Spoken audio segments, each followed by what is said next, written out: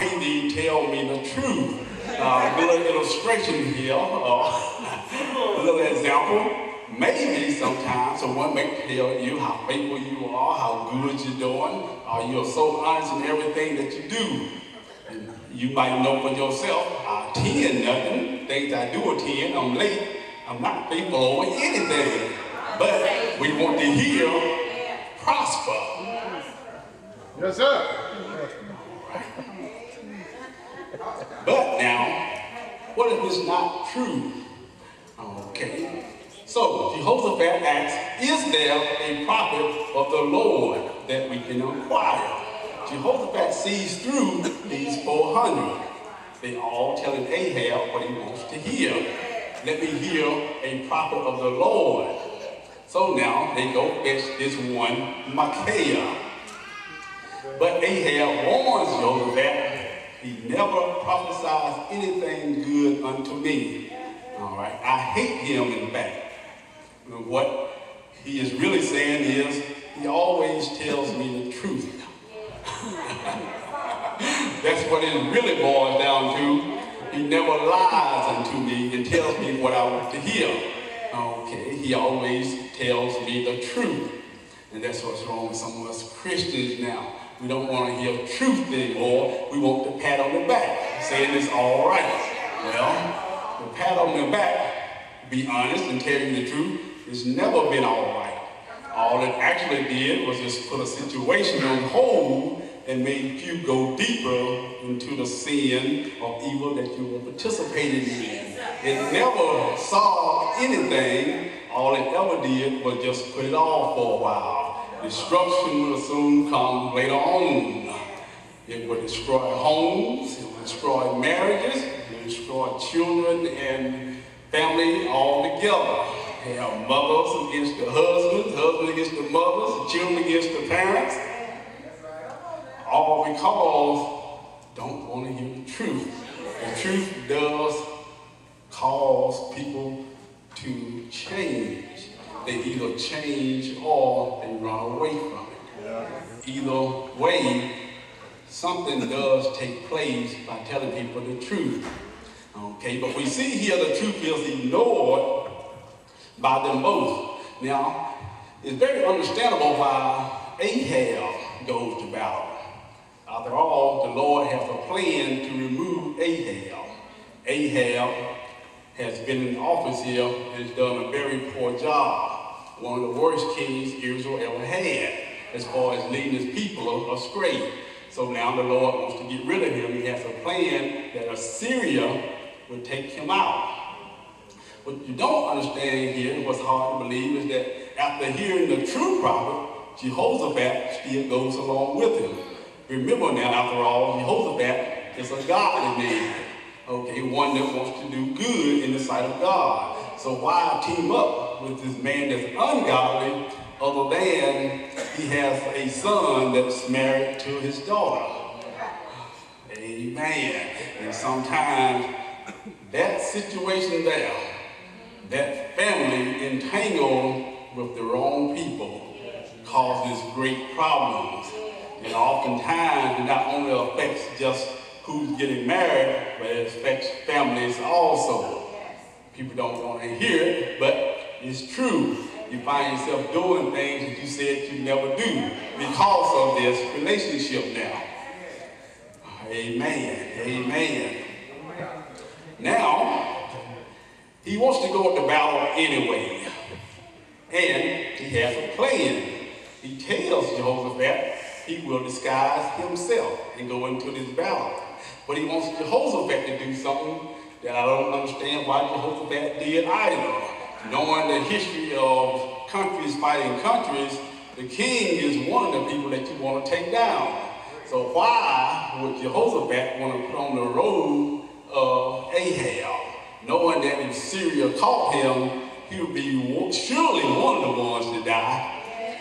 But we find that we sometimes do this too. We want to interchange with the ungodly. For some reason, we want to look the way they look. For some reason. I don't understand it, but it has consequences.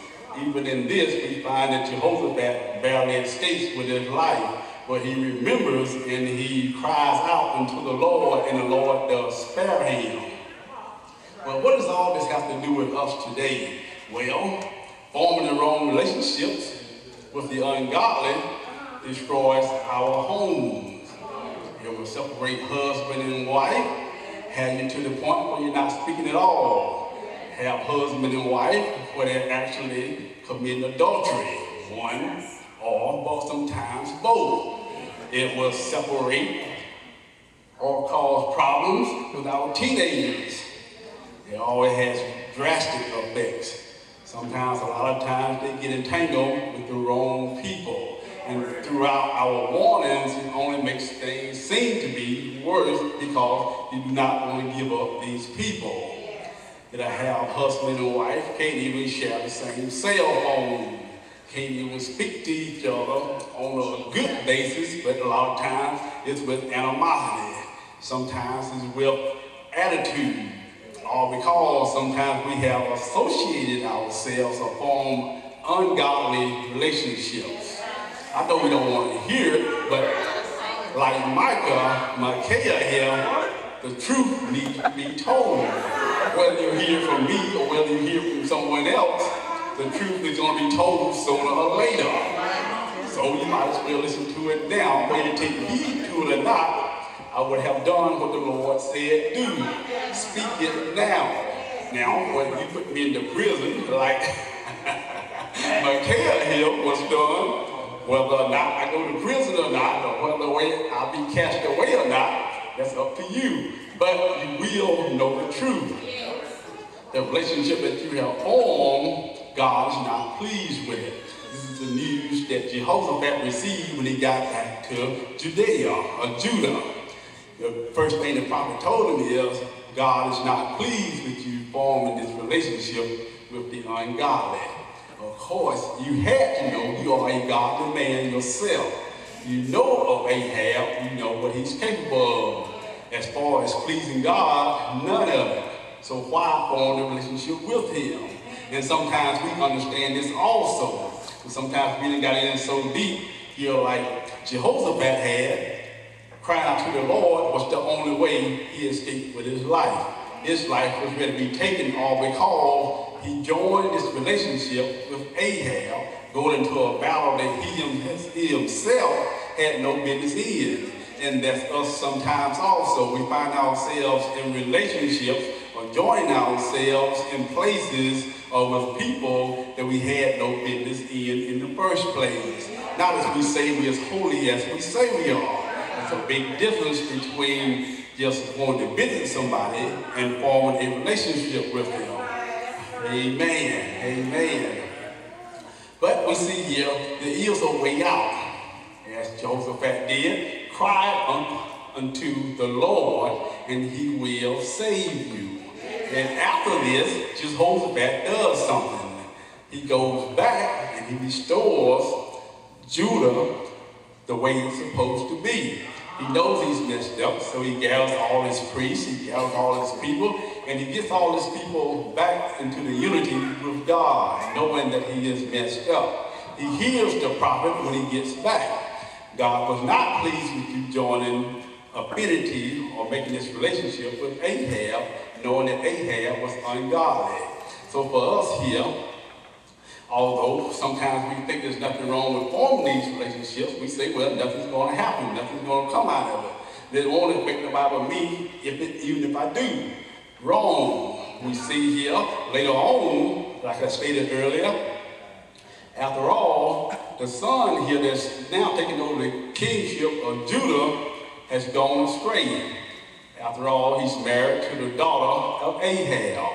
Okay, and now they have went into the ways of Israel, and now for a time the house of David has been destroyed. It's no longer righteous, now it is evil also. So we find here that it's best to stay godly. Pay attention to what prophets have to say. Pay attention to what teachers teach. Although here we know we get great teaching, we get great preaching, we have no reason to be joining up with ungodly people. So why do we still do it? Some people say or use the excuse that Paul may have stated,